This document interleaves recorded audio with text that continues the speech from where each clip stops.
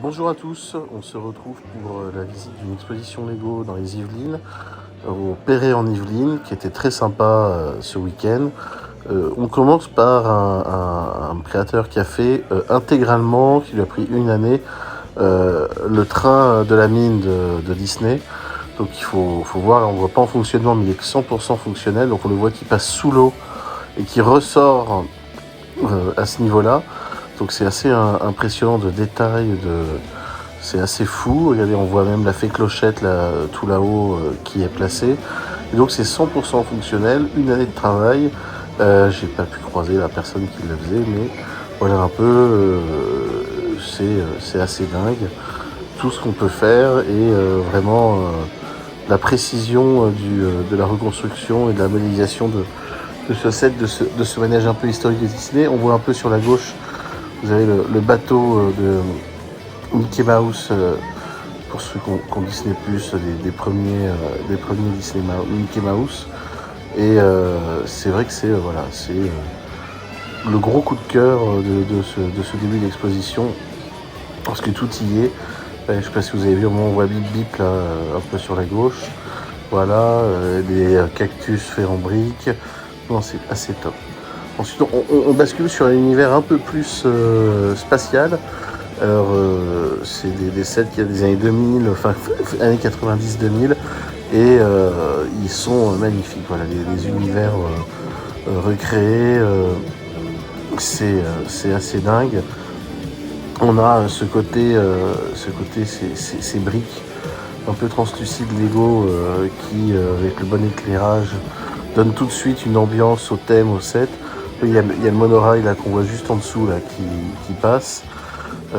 Juste à côté, il y avait cet autre ensemble de 7 Lego construits, donc on voit encore le monorail. Et c'est des bases spatiales assez dingues qui ont pu être reconstituées. Donc franchement, assez bluffant. Là, il y a de la collection, de dingue. Ça rappelle sûrement des souvenirs à beaucoup parce qu'on les a, voilà, on les affole 30, 40 ans. C'est des sets qu'on a vus dans les magazines, qu'on a pu avoir pour certains, mais certainement pas l'intégralité malheureusement. Et voilà, tout est motorisé en partie. Moi je trouve ça fou d'avoir réussi à motoriser tout ça et suspendre le set. Là on passe sur des Space Lego plus classiques, mais ça c'est des choses qu'on voit souvent en exposition, mais qui méritent de rassembler une superbe collection de Lego spatial. Voilà, vous voyez les vaisseaux vintage entre guillemets. Voilà le Galaxy Explorer de 2022 est en bonne place. Et on voit que là c'est typiquement en voyant le set et le diorama derrière qu'on s'aperçoit que Lego a super bien respecté l'histoire. Il y a un peu toujours un diorama comme dans les bonnes expositions Lego, avec des choses sympathiques. Il y a l'incroyable Hulk qui se déchaîne. Une petite scène de vie, la boîte aux lettres. Voilà, c'est vraiment un petit truc de petit buzz d'éclair qui est de passage. Hop, un Père Noël qui est de promenade aussi. Donc on est vraiment sur une petite ambiance très sympathique et qui retrace bien, voilà, donc avec les plaques, etc. C'est vraiment chouette de retomber là-dessus et c'est une belle collection et une belle mise en scène. Vous voyez, même Superman est là, on est peut-être même sur Krypton et il est parti essayer de se soigner. Alors ça j'ai adoré. C'est une scène de Tortue Ninja, voilà, dans les égouts. Et donc on voit les Tortues Ninja qui se battent contre les affidés de Shredder. Là c'est le clou du spectacle de l'exposition qui a été fait par l'association qui organisé. C'est un volcan de 40 000 pièces je crois. Tout entier, voilà, le choix des tiles pour la lave, enfin vous voyez le degré de précision, l'environnement créé, etc. Des centaines d'heures de travail pour des dizaines de passionnés. Et vraiment, c'est vraiment impressionnant. Voilà. Moi, j'ai été bluffé. Tellement grand qu'on a même du mal à voir tous les détails au centre, au centre du volcan. Mais bon, bah, c'est comme ça. Hein, c'est une masterpiece de l'exposition et vraiment très belle réussite. Avec un peu là les portes de retour vers le futur de Stargate, retour vers le futur de Stargate SG1, voilà, où après on verra ça renvoie vers d'autres univers qui se mélangent tous sur le volcan. Il y a pas mal de clins d'œil, il y a plein d'univers Lego à l'intérieur, que ce soit les Lego Friends, les Lego Star Wars, les Lego Harry Potter, des Cities, voilà. Là, c'est un petit village de Noël, assez sympa. Voilà, une belle qualité dans le travail, des petites scénettes sympas. J'ai trouvé ça plutôt bien vu au moment où on va bientôt ressortir Noël, nos 7. Et là, l'arbre, le calendrier de l'Avent en Lego, que j'ai trouvé super sympa, super hypé. Voilà, donc là, vous voyez la bataille de neige. C'est un mélange de mock et et de récupération de plusieurs choses pour faire ces scènes. Et c'est vrai que c'est sympa, ça fonctionne bien. Et voilà, moi j'ai beaucoup aimé voilà, l'ours polaire au milieu, la cascade. Alors là, on est dans le médiéval. Franchement, donc on reconnaît là quelques sets originaux, forgerons Black mais tout a été derrière refait.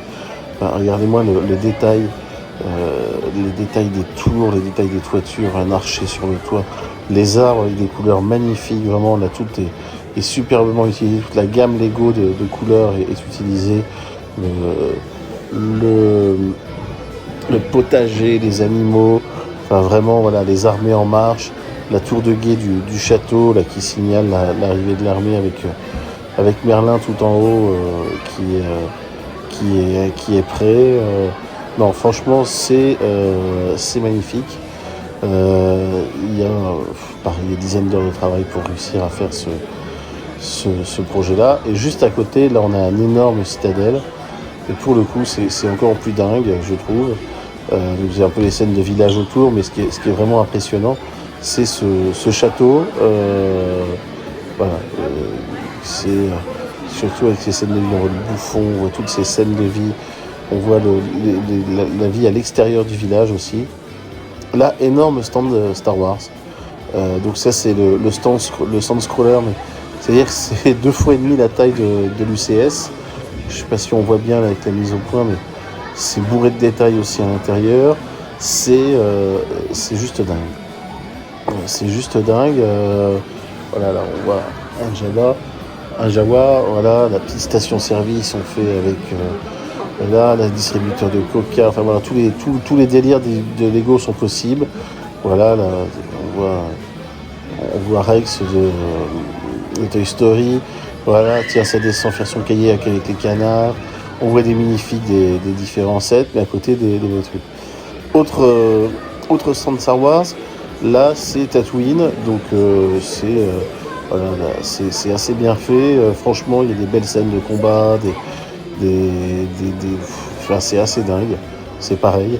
Il y a du mock, il y a du set Star Wars, mais il y a un boulot de dingue pour la montagne. Regardez, on voit derrière, j'ai mis à jour avec Mando qui est le chef